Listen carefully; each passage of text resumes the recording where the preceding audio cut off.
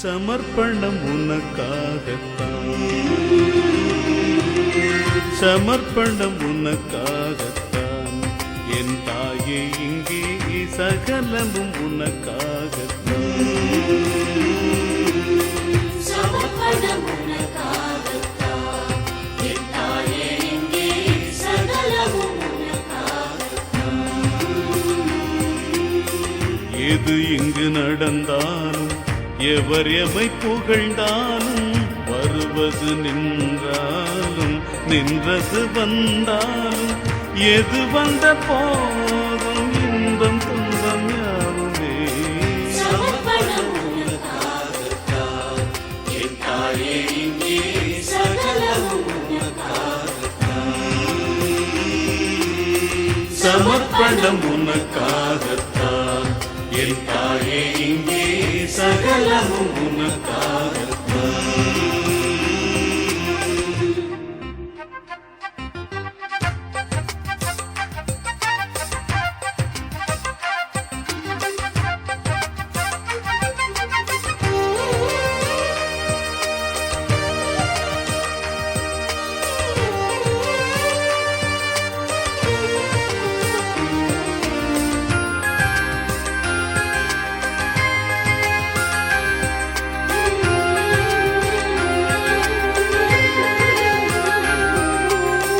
கலவரம் நிலவாத நிலமொன்று தருவாயோ, அருள்மழையில் நூற்கும் நீ தர வருவாயோ, உனை தினம் மறவாத மனமொன்று தருவாயோ, மனதினில் நிஜமாக குடித்தனம் வருவாயோ, எதும் புரியாத ஏழை இந்த பிள்ளையே, சமர்ப்பணம் உனக்காகத்தான் என் தாயே, இங்கே சகலமும் உனக்காகத்தான்.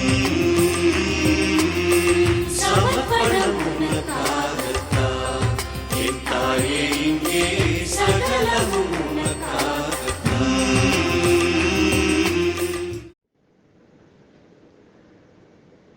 ஓம் நமோ பகவதே ஸ்ரீ அரவிந்தாய. ஓம் ஆனந்தமயி சைத்தன்யமயி சத்யமயி பரமே. Savitri, Book 6, The Book of Fate, Canto 1, The Word of Fate. In silent bounds bordering the mortal's plain, crossing a wide expanse of brilliant peace, Narad, the heavenly sage, from paradise came chanting through the large and lustrous air, attracted by the golden summer earth that lay beneath him like a glowing bowl, tilted upon a table of the gods, turning as if moved round by an unseen hand to catch the warmth and blaze of a small sun. He paused from the immortal's happy paths to a world of toil and quest and grief and hope, to these rooms of the seesaw game of death with life. Across an intangible border of soul space, he passed from mind into material things amid the inventions of the inconscient self and the workings of a blind somnambulist force.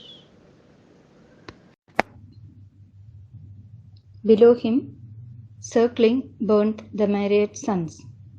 He bore the ripples of the Aetheric sea. A primal air brought the first joy of touch. A secret spirit drew its mighty breath, contracting and expanding this huge world in its formidable circuit through the void. The secret might of the creative fire displayed its triple power to build and form.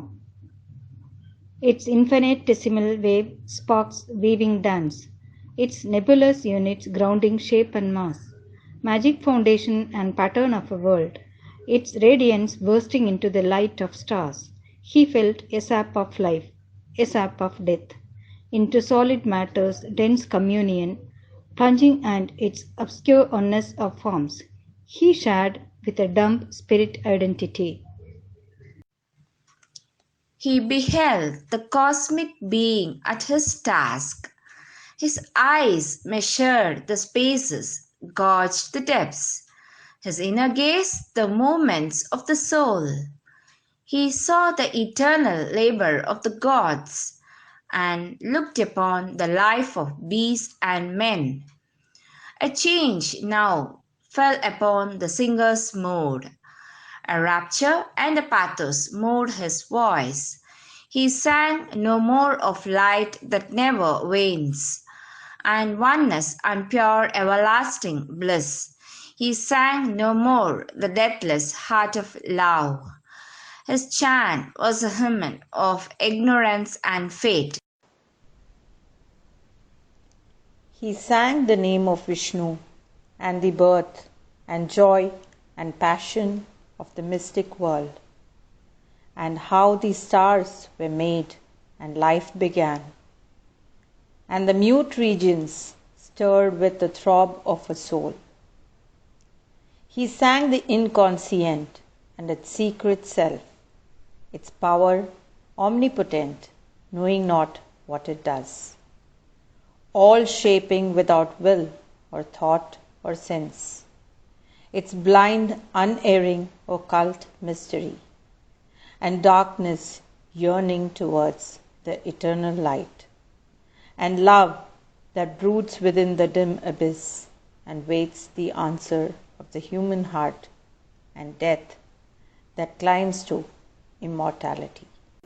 He sang of the truth that cries from night's blind deeps, and the mother wisdom hid in nature's breast, and the idea that through her dumbness works, and the miracle of her transforming hands, of life that slumbers in the stone and sun, and mind subliminal in mindless life, and the consciousness that wakes in beasts and men.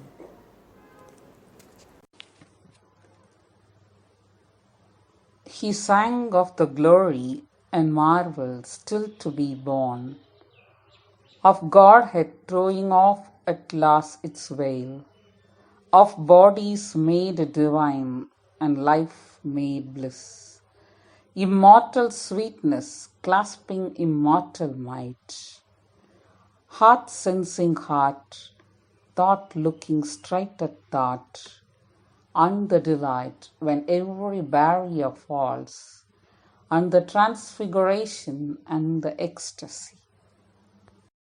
And as he sang, the demons wept with joy, foreseeing the end of their long dreadful task, and the defeat for which they hoped in vain, and glad release from their self-chosen doom, and return into the one from whom they came. He who has conquered the immortal seeds came down to men on earth, the man divine. As darts a lightning streak, a glory fell, nearing until the rapt eyes of the sage looked out from luminous cloud and strangely limbed.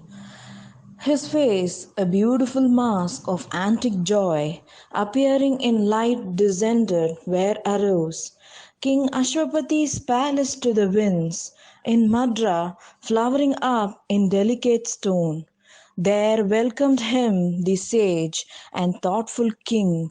At his side a creature beautiful, passionate, wise, aspiring like a sacrificial flame skyward from its earth seat through luminous air. Queen Broad, the human mother of Savitri.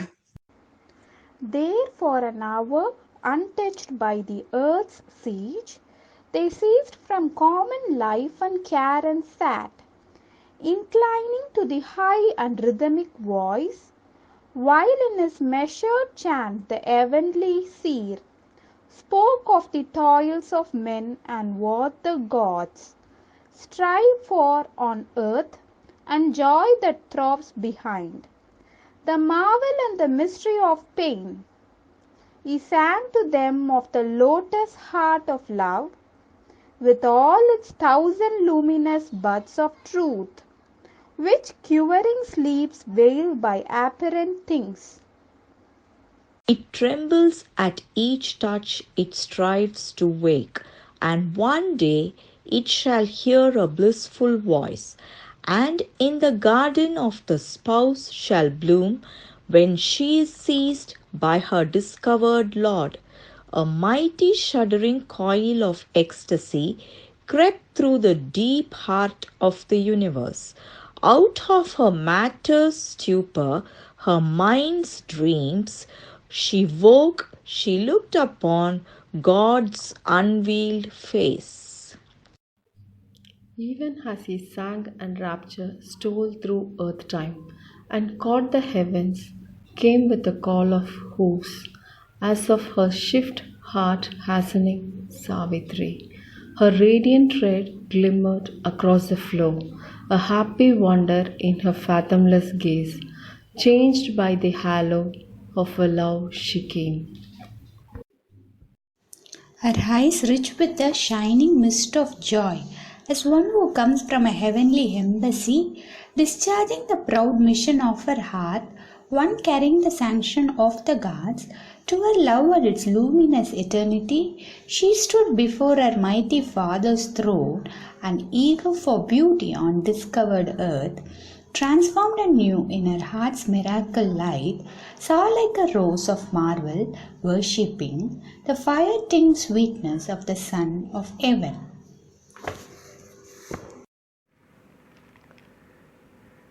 He flung on her his vast immortal look. His inner gaze surrounded her with its light and raining back knowledge from his immortal lips. He cried to her, "Who is this that comes?" The bride, the flame born, and round her illumined head, pouring their lights, her hymeneal palms,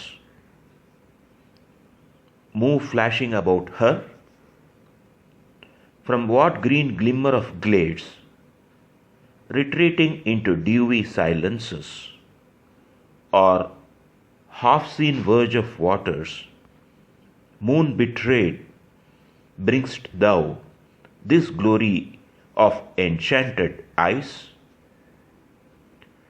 Earth has gold-hued expanses, shadowy hills that cowl their dreaming phantom heads in night, and, guarded in a cloistral joy of woods, screened banks sink down into felicity, seized by the curved incessant earning hands and ripple passion of the upgazing stream. Amid cool-lipped murmurs of its pure embrace, they lose their souls on beds of trembling reeds, and all these are mysterious presences in which some spirit's immortal bliss is felt, and they betray the earth-born heart to joy. There hast thou paused, and marvelling born eyes, unknown, or heard a voice that forced thy life to strain its rapture through thy listening soul? Or, if my thought could trust this shimmering gaze, it would say, thou hast not drunk from an earthly cup, but stepping through azure curtains of the known, thou wast surrounded on a magic verge, in brighter countries than man's eyes can bear, assailed by trooping voices of delight, and seized mid a sunlit glamour of the boughs, in fairy woods led down the gleaming slopes of Gandhamadhan, where the Apsaras roam. Thy limbs have shared the sports which none has seen, and in God haunts thy human footsteps strayed. Thy mortal bosom quivered with God's speech, and thy soul answered to a word unknown. What feet of gods, what ravishing flutes of heaven, have thrilled high melodies round, from near and far, approaching through the soft and reveling air, which still surprised thou hearest. They have fed thy silence on some red, strange, extasized fruit, and thou hast trod the dim moon peaks of bliss. Reveal, O winged with light, whence thou hast flown, hastening bright hued through the green tangled hair, thy body rhythmical with the spring bird's call. The empty roses of thy hands are filled only with their own beauty and the thrill of a remembered clasp, and in thee glows a heavenly jar, thy firm deep honeyed heart, new brimming with a sweet and nectarous wine. Thou hast not spoken with the kings of pain. Life's perilous music rings yet to thy ear, far melodied, rapid and grand, a centaur's song, or soft as water plashing mid the hills, or mighty as a great chant of many winds. Moon bright thou livest in thy inner bliss. Thou comest like a silver deer through groves of coral flowers and buds of glowing dreams, or fleeced like a wind goddess through leaves, or roamst, O ruby-eyed and snow-winged dove, flitting through thickest of thy pure desires, in the unwounded beauty of thy soul. These things are only images to thy earth, but truest truth of that which in thee sleeps, for such is thy spirit, a sister of the gods, thy earthly body lovely to the eyes, and thou art king in joy to heaven's son.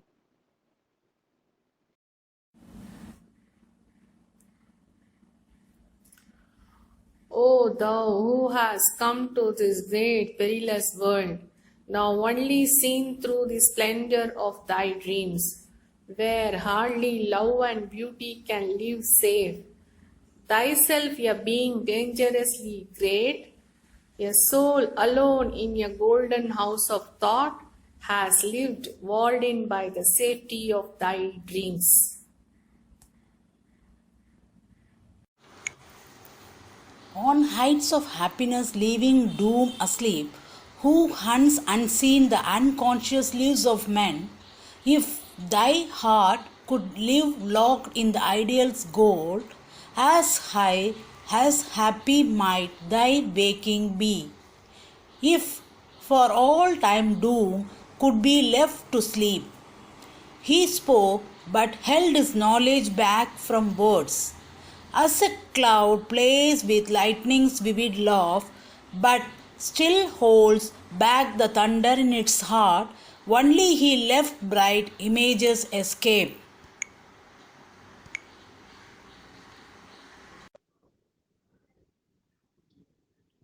His speech like glimmering music veiled his thoughts, as the wind flatters the bright summer air. Pitiful to mortals, only to them it spoke of living beauty and of present bliss. He hid in his all-knowing mind the rest. To those who hearken to his celestial voice, the veiled heaven's pity throws on future pain.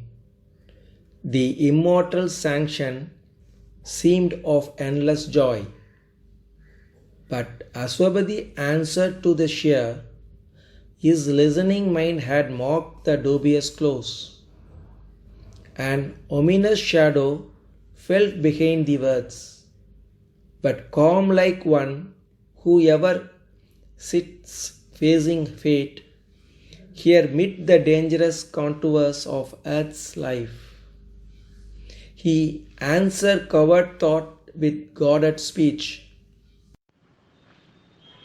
O deathless sage, who knowest all things here, if I could read by the ray of my own wish through the carved shield of simple images which thou hast thrown before thy heavenly mind. I might see the steps of a young godlike life, happily beginning, luminous-eyed on earth. Between the unknowable and the unseen, born on the borders of two wonder worlds, it flames out symbols of the infinite and lives in a great light of inner suns. For it has read and broken the wizard seals, it has drunk of the immortals' wells of joy, it has looked across the jewel boards of heaven, it has entered the aspiring secrecy, it sees beyond terrestrial common things and communes with the powers that build the worlds, till through the shining gates and mystic streets of the city of lapis lazuli and pearl, proud deeds step forth, a rank and march of gods, although in pauses of our human lives, yet keeps for man some short and perfect hours, when the inconstant tread of time can seem the eternal moment which the deathless life, yet rare that touch upon the mortal's world.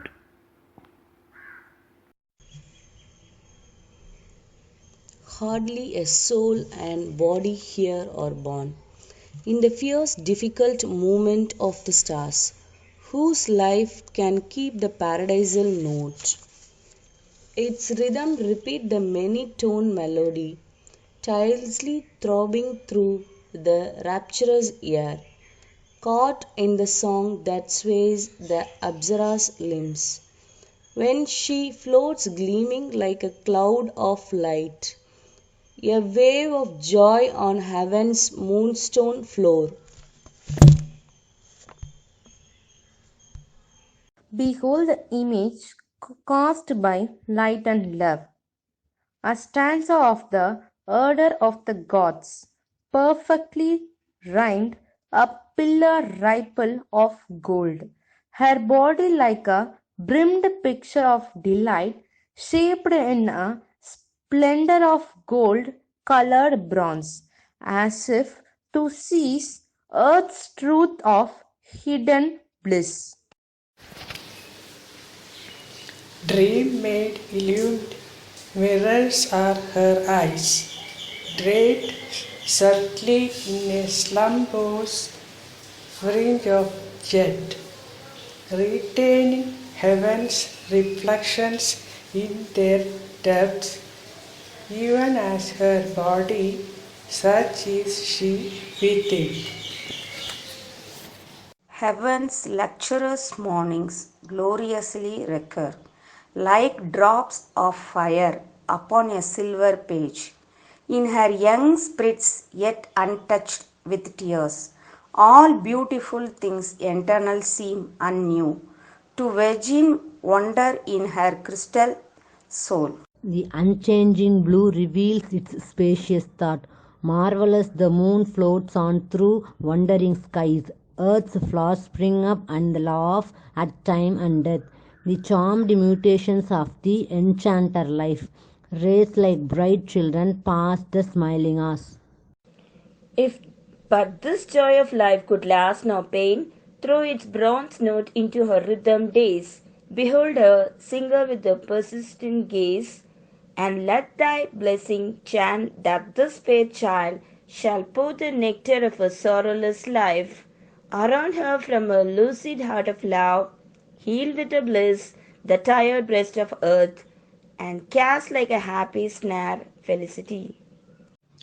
As grows the great and golden bounteous tree, flowering by Alekena's murmuring waves, where with enormous speed the waters run, lisping and fabbling to the splendor of morn, and cling with lyric laughter round the knees of heaven's daughters, dripping magic rain, pearl bright from moon, gold limbs and cloudy hair.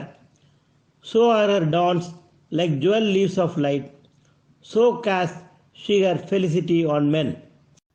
A flame of radiant happiness she was born, and surely will that flame set earth alight. Doom surely will see her pass and say no word, but too often here the careless mother leaves her chosen in the envious hands of fate. The harp of God falls mute, its call to bliss discouraged fails mid earth's unhappy sounds. The strings of the siren ecstasy cry not here, or soon are silenced in the human heart. Of sorrow's songs we have enough. Bid once her glad and griefless days bring heaven here. Or must the fire always test the grit of soul? Along the dreadful causeway of the gods, armored with love and faith and sacred joy, a traveller to the Eternal's house, once let unwounded pass a mortal life. But Narad answered not, silent he sat, knowing that words are vain and fate is lot. He looked into the unseen with seeing eyes, then, dallying with the mortal's ignorance, like one who knows not, questioning, he cried, on what high mission went her hastening wheels? Whence came she with this glory in her heart, and paradise made visible in her eyes? What sudden god has met, what face supreme, to whom the king, the red Ashoka, watched her going forth, which now sees her return? Arisen into an air of flaming dawn, like a bright bird tired of her lonely branch, to find her own Lord since to her on earth. He came not yet, the sweetness wandered forth, cleaving her way with the beat of her rapid wings. Led by a distant call, her vague sweet flight threaded the summer morns and sunlit lands. The happy rest her burdened lashes keep, and these charmed guardian lips hold treasured still. Virgin, who comest perfected by joy, reveal the name thy sudden heart beats learn. Whom hast thou chosen kingliest among men? And Savitri answered with her still calm voice, as one who speaks beneath the eyes of fate, Father and King, I have carried out thy will. One whom I sought, I found in distant lands. I have obeyed my heart, I have heard its call.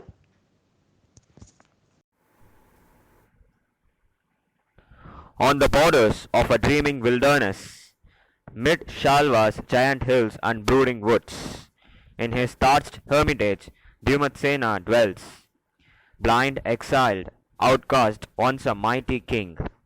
The son of Dyumatsena, Satyavan, I have met on the wild forest's lonely verge. My father I have chosen, this is done. Astonished, all sat silent for a space. Then Aswapati looked within and saw a heavy shadow float above the name.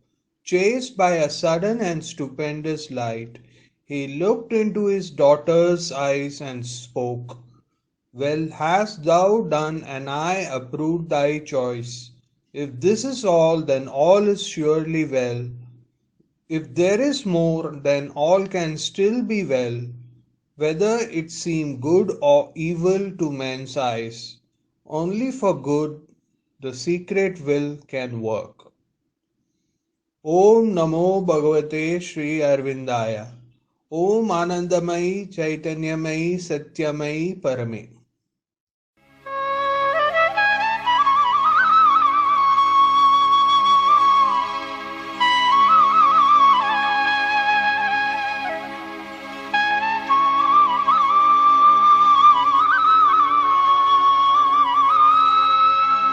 महाभागवत रूप लखे जन्म जन्म के पुण्य जगे तुझ में तन मन प्राण पगे माँ मेरा शरणं मम।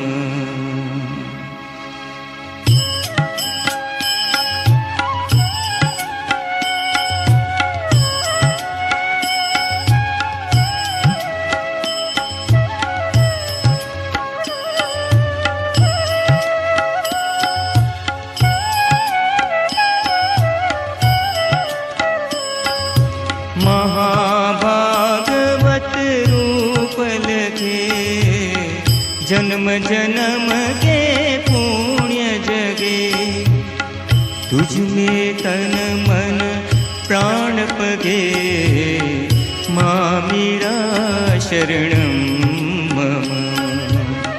श्री अरविंद शरणं